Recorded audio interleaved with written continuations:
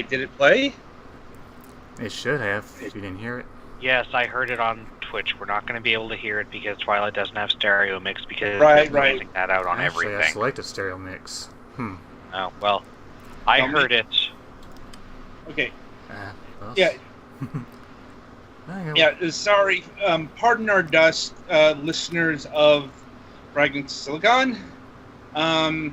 If you've been keeping up with our news, we're currently dealing with some changes, I guess is a good way of putting it. If you we'll talk more about this on Wednesday, but right now Petty is on the shelf. We announced that in the Discord a few days ago. He's dealing with a bad knee, and thus we've had to shuffle about. Since he's the one who actually handles the streaming technology usually, so right now Twilight's doing it, and this is his first actual go around, if I'm recalling correctly.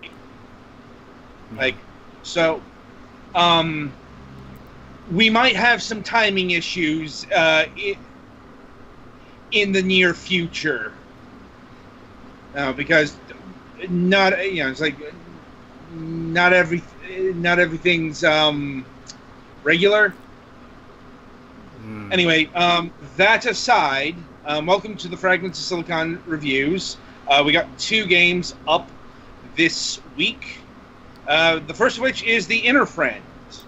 Now, if you will recall, we did an interview with series developer Playmind a few weeks ago. I suppose I shouldn't say series developer. I'm not sure if they're planning on making this a series. It is a game that exists. And also, our display here is a bit different from the usual procedure. If you recall, Petty Fan usually streams the games live or does the stream trailer footage. Twilight has actually recorded footage of the game. Both games this week. I'd imagine that's what he's going to do going forward, provided he has the games. That is not always the case. Anyway, but yeah. The Inner Friend is I suppose it is an adventure game. And it's also not a quote-unquote walking simulator either. There is actual gameplay here. There are actual puzzles you have to deal. Not hard, at least not what I encountered. I'll be honest, I didn't get too far into the game, but that's we'll get into that in a bit. Anyway, like the title might imply, you are, I suppose, for lack of a better term, you are the shadow, or you are the representation of childhood.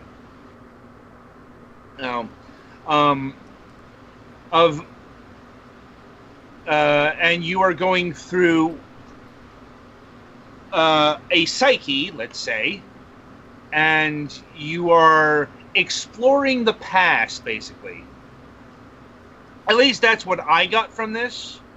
Is it one of those games that I didn't get any significant amount of time to play this one? I spent more time on the other one. Is this one of those games where a lot of the stuff is not explained in full words, per se? Well, it's not explained in any words. Going back to the interview, they took great strides in making sure all of the story was explained with no text. But the first, the first proper level, I guess is a good way of putting it, it's a school, and the point of that school level, from what I got, is you were dealing with an abusive teacher. I mean, for fuck's sakes, the achievement that I got for beating the level was, "Hey, teacher, leave those kids alone." Yep. That's that kind of spells it out, doesn't it? It's like they put this. I got up to the museum level, and the thing of it is, this isn't a long game. Like, if you know what you're doing and such, you can beat this game in an hour. I know this because I saw a walkthrough on YouTube that clocked in at an hour. Though I think a first-time playthrough is probably going to take you like 3 hours, 4 hours, if you can tolerate the controls. And that was my big issue with this game. Well, one of them, anyway. The controls. So, for whatever reason, this game was not recognizing my Xbox One controller. And I can tell you my Xbox One controller works. It's been working pretty well with one of the games I'm doing for next week. But it wasn't active during the Interfront here. And I had to resort to keyboard and mouse. Now, this game isn't a complicated game. There are like 2 commands. Like there's an interact key, and then there's a jump key, and that's it. Aside from movement and camera, it's just the keyboard and mouse controls are not good. Like, there's a delay. It's like I'm not sure if using the controller would be better, but I can tell you using a keyboard and mouse is just frustrating because this looks a little bit 3D platformy for an adventure game. I don't know if there's actually so. Well, that's more. This is more the level hub for a lack of a better term. You go through this palace of squares looking for a beam of white light, and that'll take you to the level of like Twilight's about to come up on one of those, or he would have if he hit it. Yeah, I spent some time here because I was having trouble making the perfect landing. Yeah, I mean, the thing is, it's actually all the same level. Yeah. All of the cubes are the same. It's just, it looks a lot more expensive than it actually is. And this game is. With keyboard and mouse, it felt like a early PlayStation 1 game. Like, just some of the stiffest and stutteriest controls I've encountered in a good long while. You might not think that matters in an adventure game. It's like it's related to some of the puzzles. Like the museum level, and it's camera. It's like it's infrared camera, I guess, is a good way of putting it. Yeah, that seems to be the case. It's like just after a while, I got tired of it, and I wanted this game to be good, but it wasn't.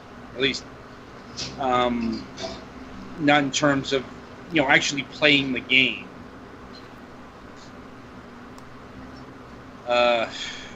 That's unfortunate because this game has a lot of promise. It's just you might get more out of it by actually just watching a playthrough than playing the game. It's unfortunate to say, but it is there. Yeah, I enjoyed what I played of it myself, but there were some frustrating points, I have to admit. Like with the museum and trying to maneuver around the objects you were hiding behind to avoid the rays. Yeah. And it's like I mean, in terms of graphics, well, it's actually kind of a mixed bag here. I mean, it's got some, its abstract flourishes are the best parts, but, like the actual environments are pretty drab. Like, I mean, you look at the school here, it's a school, all right. Mm-hmm. And, it's like, it's not particularly, it gets the job done, but, it's surprisingly literal. Mm-hmm. Like, Yeah. you'd think a game that was leaning into abstraction and metaphor would carry it over a bit more, but it's like something more like the hub area, like the blocks. You'd think it'd be more. Perhaps they were concerned about conveyance issues, like Perhaps. you might not have gotten. And like here's the first puzzle. The puzzles aren't too difficult. No. In terms of conceptualization. Let's see. I mean, the music is, once again, it's there. It's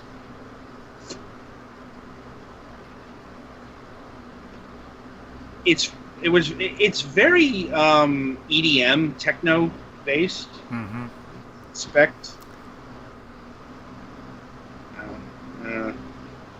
Don't have too much more to say about that. Well, I heard of it was nice. Eh. But I admit I'm having a bit of trouble remembering it.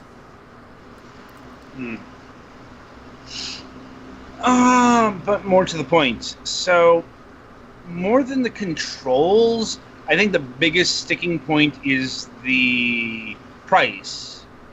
Because the game clocks in at $14.99. Like, I will say right now, this game is not worth $15. I mean, maybe, like, it's not that long of a game, and and its controls are just that bad. It's like, I don't think that this is, it is one of those subjective features, but think if this, we're clocking in at 5 to 7 USD. It might be worth your time.